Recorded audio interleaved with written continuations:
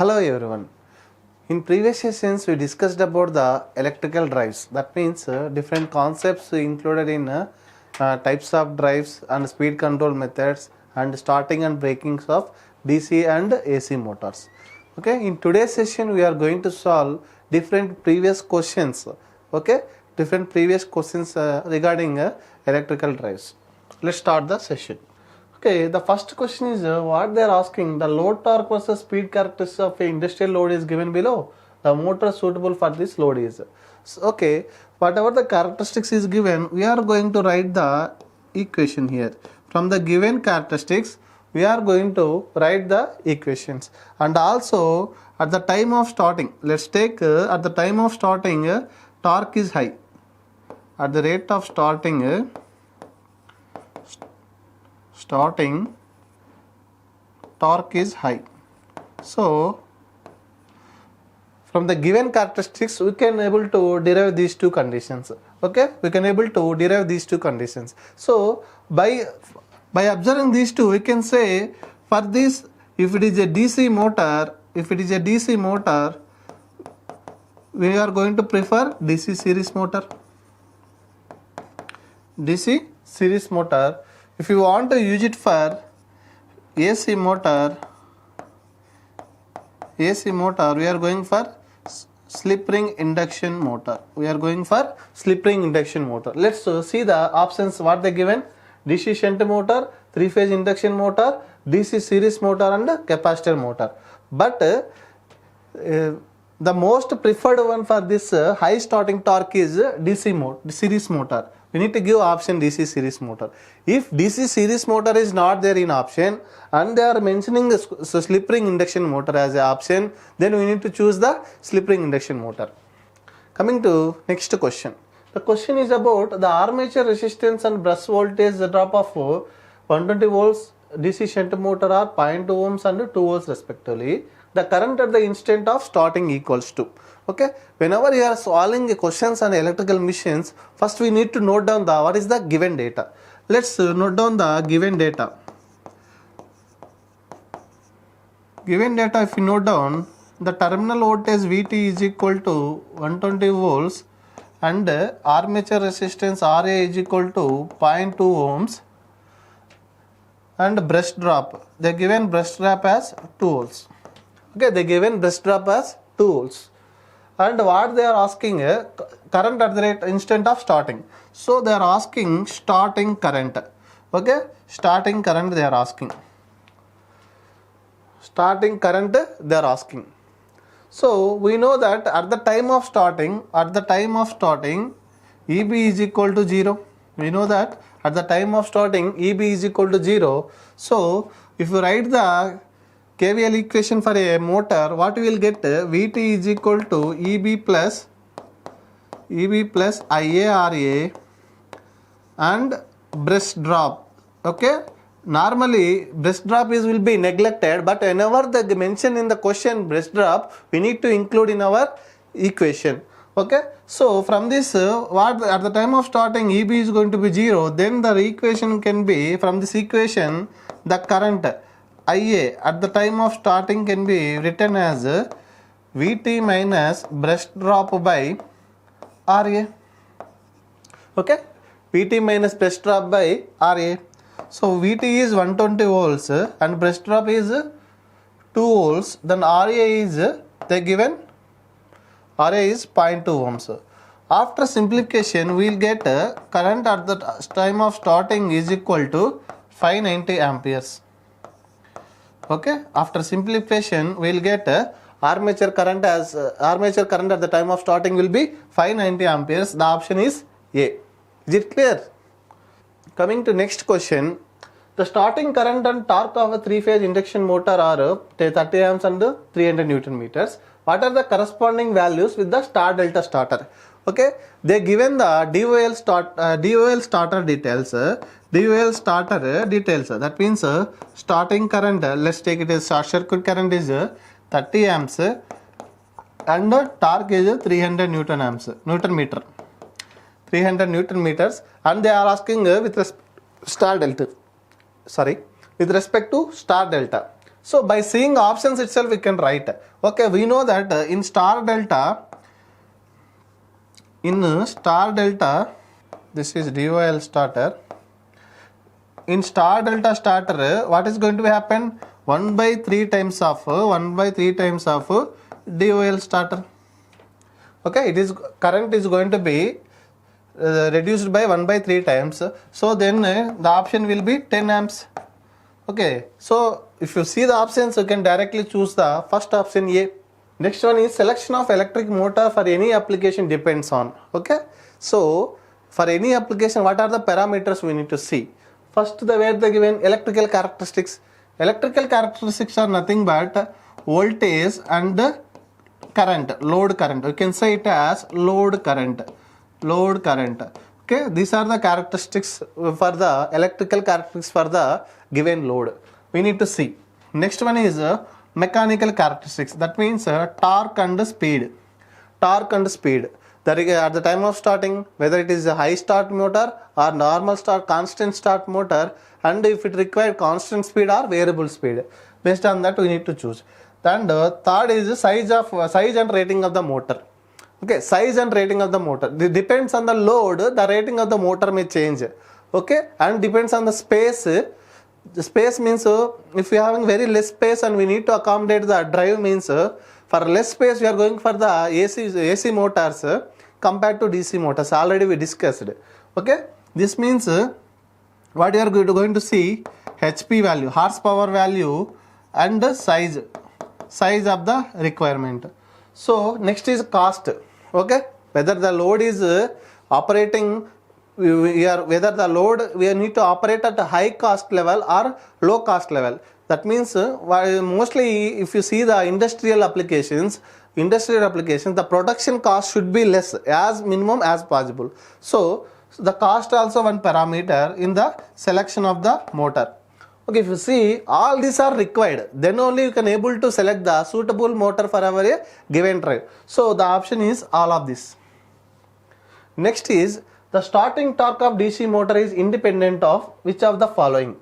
Okay, what they are telling is starting torque. Okay, starting torque. At the time of starting, what is the speed? Speed equal to 0. At the time of starting, speed equal to 0, and we know torque is directly proportional to armature flux and armature current. We know the relation. Okay, from this given option will be flux and armature current. It is going to depends on both flux and as well as armature current. That's why our option will be C. C is the most appropriate answer. Next, by varying the armature circuit resistance, speed of DC motor can be varied. The motor then becomes, okay, what they are asking, they are controlling the, we know that the speed is equal to V minus IARA by pi. Okay, V minus IARA by pi. What they are asking, they are controlling the armature resistance. If you are controlling the armature resistance, then what will happen? The speed is going to be decreased. Okay. If you increase the armature resistance, the speed is going to be decreased. Okay, so that means N is going to be less than N rated. That means below rated speed you are going to operate, or below base speed you are going to operate. This type of drive we have already discussed the adjustable speed drive loads. Okay, adjustable speed drive loads means like this it will be there. This is the N rated. This is N rated, and this is N less than N rated and N greater than N rated. Okay, this is the base speed or rated speed you will say. So this mode is called constant torque mode or constant torque drive. This here power is constant. Here power is constant. So in our case it is falling under the N less than N rated, so it is operating below rated speed, so it is going to be constant torque drive. It is going to be a constant torque drive. Next question is the plugging of DC shunt motor, the resistance is inserted in a armature circuit. Okay, we know that IB for in plugging, IB can be written as V plus EB by RA plus RB. What is the plugging? Plugging is nothing but we are interchanging the armature terminals and we are connected to the supply. Because of that, the current will be very high. During plugging process, the current will be very high. To limit that only, we are connecting RB. Okay, to limit that only, we are connecting the RB. So the purpose of RB is to reduce the braking current. To reduce the braking current. Limit the armature current. Okay, or to limit the armature current. The suitable option is C. Next, which one of the following curves represents the speed torque characteristics of a DC series motor? DC series motor. One thing we need to remember, whenever the DC series motor comes on the picture means first thing we need to remember is high starting torque. Just remember high starting torque. For DC series motor, the first thing we need to remember is it is going to provide high starting torque. Just see the characteristics. In which characteristics we are getting high starting torque? At the starting means at the time of starting, if you see, this is having high starting torque. This is having high starting torque. If you see the other characteristics, these are not providing the high starting torque characteristics. That's why option will be D. Is it clear? Next, speed control of shunt motor by the variation of field flux will provide which type of drive? Okay, so we know that N is inversely proportional to the flux. N is inversely proportional to the flux of the armature. What we are going to do? We are going to control the flux. We are going to control the flux. How we are going to control the flux? We are going to reduce the flux, thereby speed is going to be increased. That means N is greater than N rated. Okay, N is greater than N rated. We know that the variable speed load characteristics is like this. Okay, this is the rated speed and this is N is less than N rated and this is N is greater than N rated.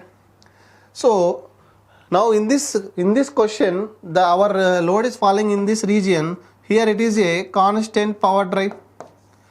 Constant power drive. Okay, since the variable speed comes under in this region, this is called constant power drive. We already explained the concept. So it will be constant power drive. Next question. 200 volts DC shunt motor is running at 1000 rpm and drawing a current of 10 amps in a winding resistance 2 ohms. It is breaked by plugging the resistance to be connected in series with the armature to restrict the armature current to 10 amps. So one thing we need to remember whenever the questions are coming on the machines, first we need to note down the given data. What is the given data? Vt is given as 200 volts. Vt is given as 200 volts and speed, running speed, that means rated speed is 1000 rpm. Current, armature current also given, Ia is equal to 10 amps.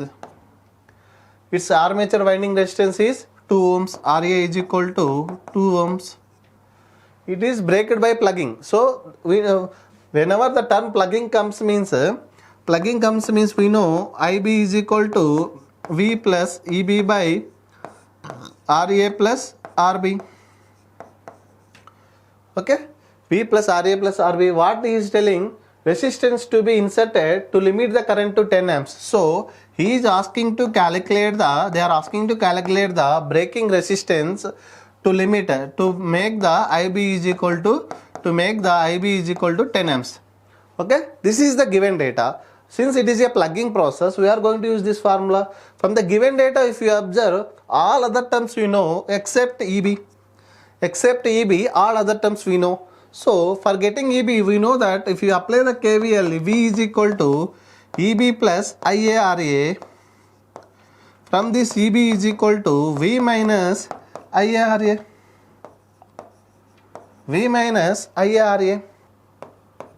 V is given as 200 and Ia is 10 amps, Ra is 2. So 200 minus 20, that equal to 180 volts. And if you substitute this value in this Ib, okay, if you substitute this value in Ib, what we will get? Ib is equal to, Ib they given as 10 amps.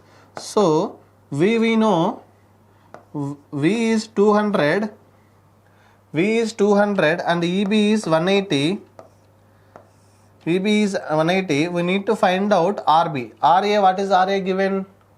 RA given as 2 ohms.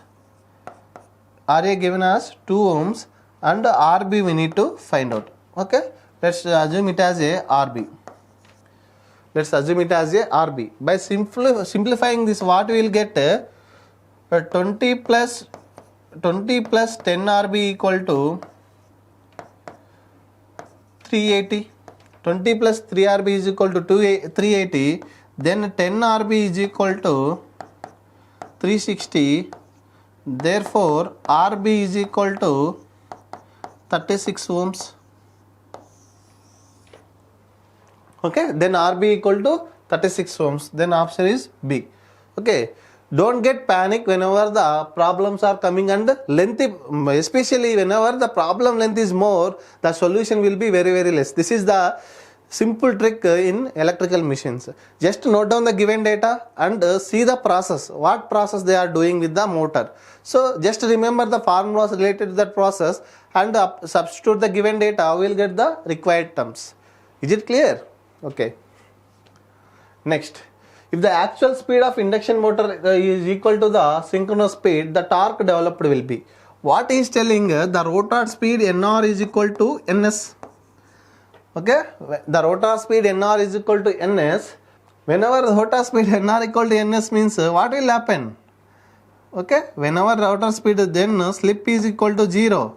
That means torque is, whenever NR equal to NS, whenever NR equal to NS, what is going to happen? NR is equal to NS, motor at standstill. What we are going to tell? Motor at standstill. Motor at standstill. So motor at standstill. So it is not able to generate any torque. Okay. So motor going to be stopped. The torque developed will be 0. Okay. Torque developed will be 0. In another way, what we will tell? The principle of induction motor mainly depends on the relative motion between the synchronous speed of the flux and speed of the rotor. If this relative motion is 0, that means if NR catches the NS, then the torque production is going to be 0. In that way also we can say. Okay. So option will be 0. The starting torque of a cage rotor induction motor can be increased by using rotor halving. Okay. So what they are telling is starting torque. We already know the starting torque of the equation by approximate analysis. 3 omega s into V1 square R2 dash by s into x2 dash square. This is the equation we know. Okay. So if you see, starting torque is directly proportional to R2 dash. So for high starting torque, so what they are telling, to increase the starting torque, what are the parameters of resistance and inductance? So R1 dash, R2 dash, R2 dash should be high. Okay, first condition is this one. And second condition, starting torque is inversely proportional to the 1 by x2 dash square. X2 is nothing but omega L. Okay, so starting torque is inversely proportional to the square of the L, we can write. Okay, so in order to get a high starting torque, it should be very low. So finally our answer is high resistance and low inductance. Okay, high resistance and low inductance.